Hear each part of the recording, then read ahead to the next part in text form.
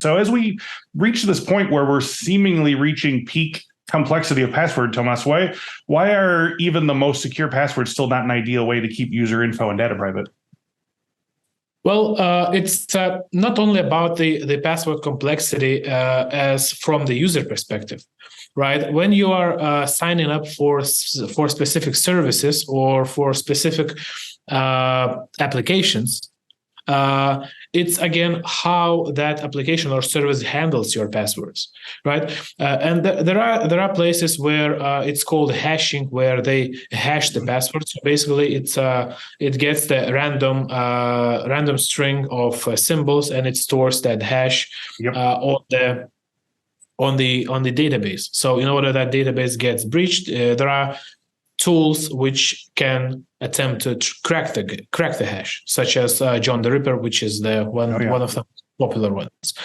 But some services they tend to not hash that and store it in plain text. Even in nowadays, they just store it in plain text, and that gives the potential attacker kind of a honeypot or I don't know, a prize where you just get a plain text. You don't need to even use the tool to try. It's a treasure map, basically. Yeah, you get it. And one another important thing is that even though people use complex passwords, it's a complex to guess, but again, it's complex to remember. Right. And even though you will remember that password, how many complex passwords, which contains of capital, small letters, special characters, numbers, which are mixed up, not containing the word, but mixed up, how many of them can you remember, which contains 10 characters? Mm-hmm. It's hard for a human brain to remember. Oh, yeah. That brings another problem, reusability of the passwords. People tend to reuse the same passwords for different services.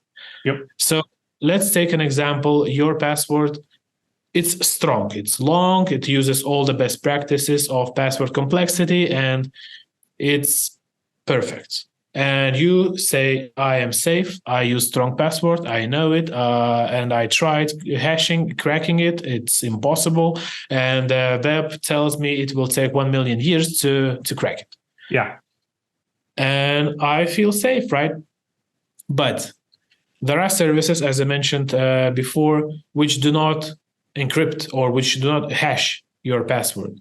Yep. And that password, for example, gets stolen because if the service does not use that basic principle of hashing the password before storing that to database, that means that most probably they are not using advanced techniques to secure that database. Mm-hmm.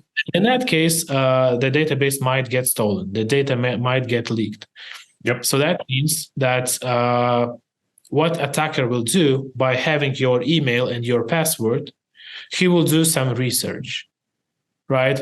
By just putting your email into the Google, for example, and then, or if your name and surname is your Gmail, they can research you on social medias on different parts, right? On LinkedIn. And they can see what kind of services are you using. Most probably, a lot of people use emails. A lot of people use social media. So what can I do as an attacker? I don't need to have too much skills. Just putting your login and password and trying to log into Facebook, to LinkedIn, to other social, to some maybe work, maybe company or something. And bingo, I do have access to your social media. I do have access to your contacts. I can talk to them, and it will not be any phishing. So it gives a lot of possibilities to do that. Have you seen Work Bites, the new security awareness training series from Infosec? Our team produced this series with 3 E's in mind, making security awareness training entertaining, engaging, and educational. Just go to infosecinstitute.com/free to learn more about this hilarious office comedy. And hey, let us know what you think about it.